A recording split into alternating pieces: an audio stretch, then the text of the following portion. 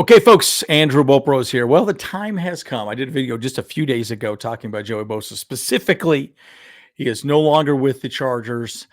A lot to talk about. I'm going to keep this video fairly short. I don't want it to be too long in the tooth. I already did recant a lot of the information.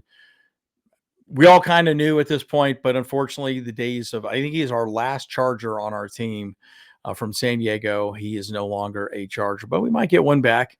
Keenan Allen may still come back. Who knows? Maybe even Mike Williams. We'll see what happens. But plenty to talk about Joe Bosa. Let's get into it.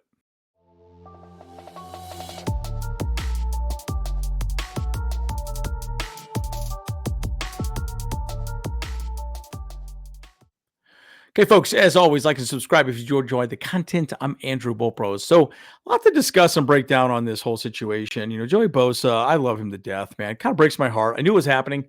I didn't think for a moment this wasn't going to happen. I knew we were going to either trade him or release him. Let's just recant and just sort of recap some of the things about Joey Bosa. Again, this move saves the Chargers $25.36 million in cap space. That's a lot of damn money. So very easy. I'm just going to say this right off the top. You could easily just give that money to Khalil Mack, bring him back for one more year, and you got your edge rusher, at least for one more year. The reality is this is also a results-based business. Joey Bosa was struggling. I'm gonna review some of the stats here and just kind of go through it, but I want to hear your thoughts. Please leave a comment down below.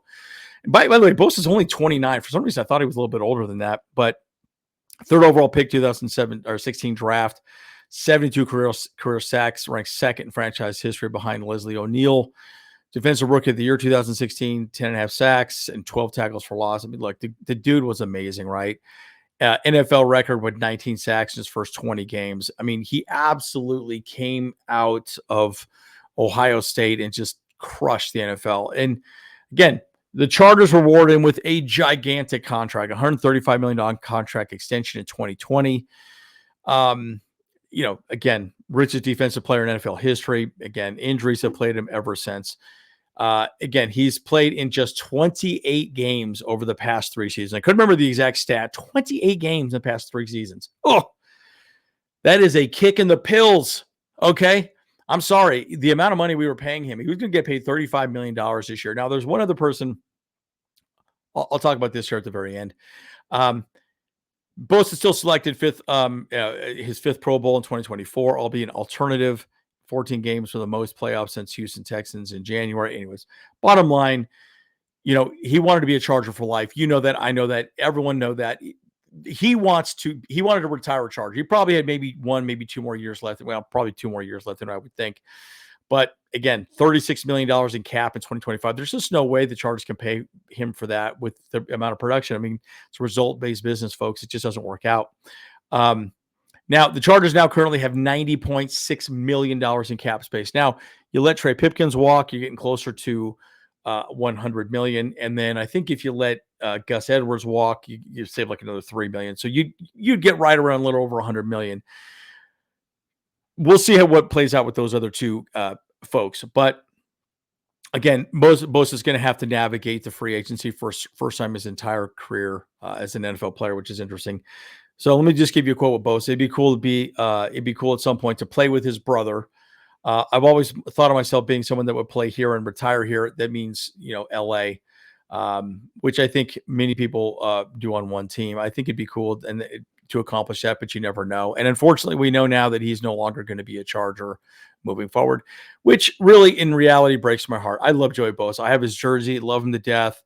And, and again, I'm going to stick up for Bosa and say, when he is healthy, he is absolutely incredible.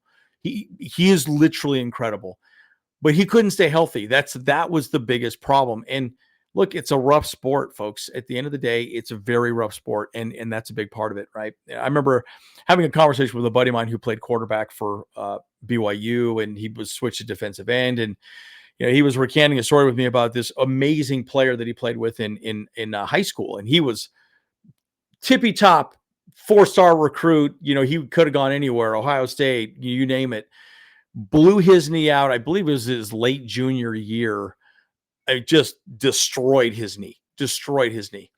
And nobody wanted him after that. And so I say that only to say that sometimes there's an element of luck staying in the NFL. That's why they call it not for long. Not for long, because it's very hard, very physical, and it's very difficult, and your body falls apart at some point. And, Joey Bosa is, like I said, over and over again, if the man is on the field, he is absolutely incredible. But if not, he can't do it. So it's an unfortunate truth. Sadly, kind of breaks my heart. Shed a tear in my eye last night. I did post it on our page that he's no longer a Charger. But where could he end up? I think the biggest one right now is, I think his mom, actually, I believe this is his mom. Correct me if I'm wrong, guys, but this is his mom posting that Cheryl Bosa, the three ghost emojis, you never know how this plays out. Could happen. Everyone is saying right now that that's the team that's probably going to pick up probably the biggest, most thought of, landing spots. And the Niners have enough money to make that happen, right? Because I think Max Crosby most likely will stay with the Raiders. He's probably going to get a big bag here pretty shortly. At least that's what it looks like. But this would be a great place for him to land, be with his brother. Probably hurt the sting a little bit less. That makes sense. Make the sting a little bit less. There we go. That's probably the right way of saying it. Unfortunately, we'll see how that plays out. You never know. But the other team that really could make more sense and maybe if he does want to have a long-term run in, maybe getting a Super Bowl, would be the Lions, right? Aiden Hutchinson had some problems last year, but you got Aiden Hutchinson and Joey Bosa out there on the field. Holy smokes, that team becomes way better, right? And Hutchinson led the team in sacks last year and in 5 games, and he only had 7.5 sacks. Not great, guys. Davenport, I think, had 4, right? So nothing great, but the Bears could be another landing spot for him right there. Who knows? People are talking about the Saints, the Panthers, Falcons, Buccaneers. Who knows, guys? The Bucs would make a lot of sense, in my opinion. If I was Joey Bosa, I would want to go to a team that's at least a contender, right? So we'll have to see how it plays out. But again, breaks my heart. I love Joey Bosa. I don't want to belabor the point. It's a sad day in Chargers history, right? Joey Bosa, just a dude I loved. Say what you want to say about the man. Everyone called him Raisin Bran, all this and that. But, unfortunately, folks, stats don't lie. He was not able to be on the damn field. I think he played 28 games over the past 3 seasons, folks. 28 games over the past 3 seasons. And the reality is this, and I'll just land my plane. I'll talk about one person here in a second. I promise you, George, he's probably tried to trade him. But they knew that they were not going to get anything for him in the trade, or at least nothing that you couldn't possibly get through a comp pick. You waive him, he signs with another team. Hell, you could get a 3rd or 4th round pick easily as a comp pick. If he signs for a large contract, easily could get something for it. So we'll see how that plays out as well too. So who knows? But again, bottom line, be very interesting to see what happens. The one guy I was talking about too was also Davante Adams. Davante Adams is almost exactly the same situation. I think he has a $35 million contract, just like Joey Bosa. Sadly for him, he most likely is not going to get traded. I assume he'll most likely get waived, just like Joey Bosa. Interesting to see if the Chargers pursue him. I would say we probably do go after him because we can get it for cheaper amounts at that point. We'll see how it plays out. Actually, it might even cancel out if we get Joey Bosa. Joey Bosa signs to somebody else, and then we get Davante Adams. Those 2 comp picks may completely cancel themselves out at that point too. So we'll see how it plays out. Comp picks are an interesting little conversation, right? And they're very I don't know. The rules are really interesting, but we'll see how it plays out. Anyways, guys, plenty to talk about, guys. What are your thoughts? Leave a comment down below. As always, Andrew Bopro. See you guys in the next one. Hey, what's up? Cameron Dick here watching Bolt Bros podcast.